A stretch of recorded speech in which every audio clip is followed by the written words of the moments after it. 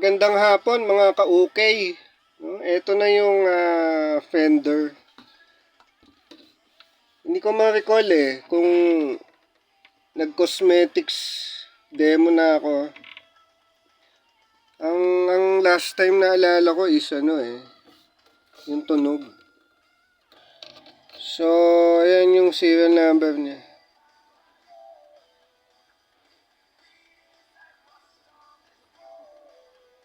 Ender MC1, ayun. So, yun lang. Yung loob kasi hindi makita doon Hindi rin naman natin maintindihan kung ano meron doon. So, yun na yun.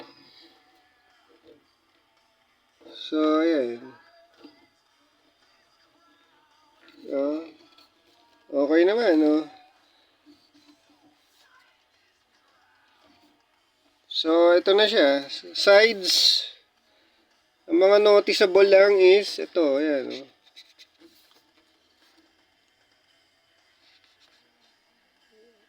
Yung mga signs ng use. Yung mga signs ng use lang. Normal naman yan. So, yun.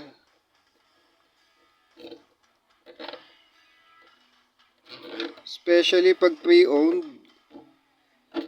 Pag pre-owned especially, alam, may mga cases talagang ganon. So, yun lang siya.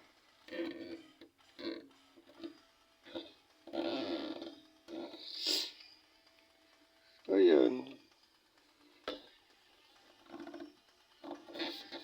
Diba? Ayos naman yung bridge ba tawag dyan? So, yun.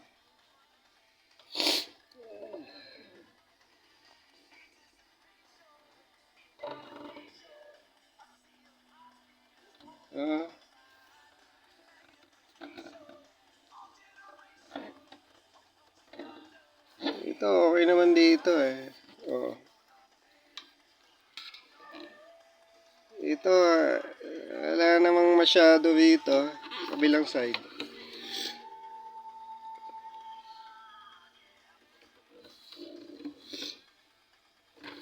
Okay naman dito.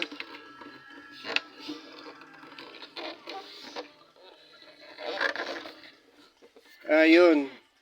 Ayan na yung mga signs ng mga scratches dyan.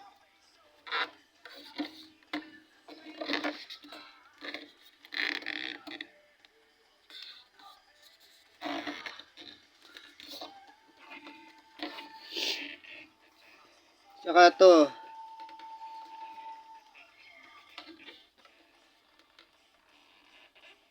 Sa pintura yata yan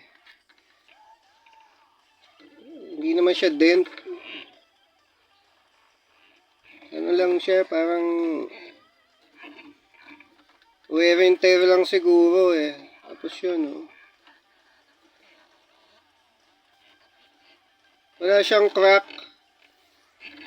No, importante yung crack Yung mga signs na ng use, no?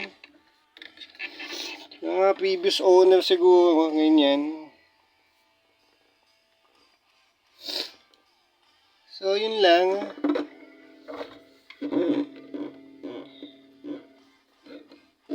So, yun lang siya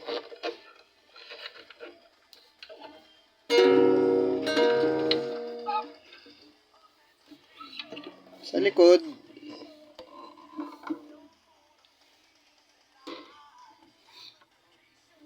yan yung sa likod.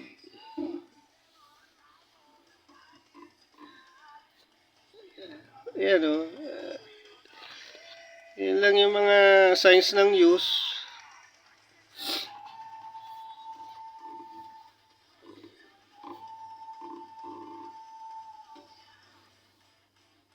Diba?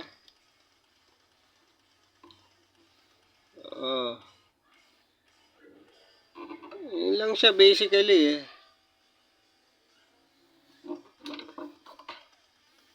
Yun lang. Kasi yung neck, Fretboard, okay naman.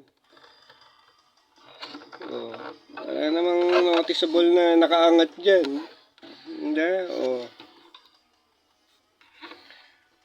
So, yun lang. Sa likod, okay naman yung neck, oh.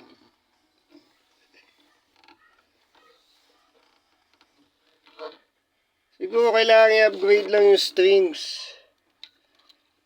Diba? Upgrade mo lang yung strings. Para, ano, bago, ganun. Lang siya, oh. Wala namang ano, eh.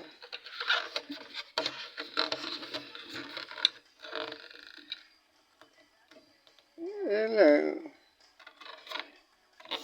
Yung soft case nito, karaniwan lang yung soft case. Ito, okay naman dito, eh. Ayan, oh. Mga signs na ng, ano.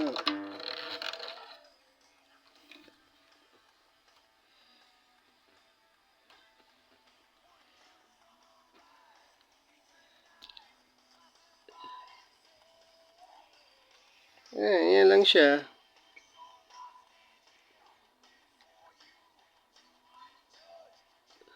So, yun lang eh. Basically, yan lang yung cosmetics.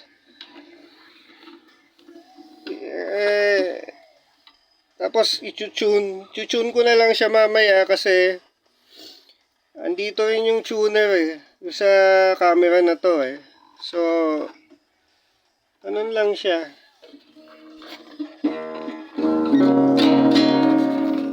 Diba? Parang tunog niya.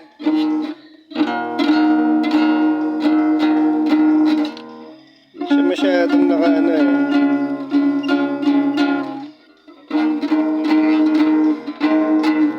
Hindi ko siya na-tune eh.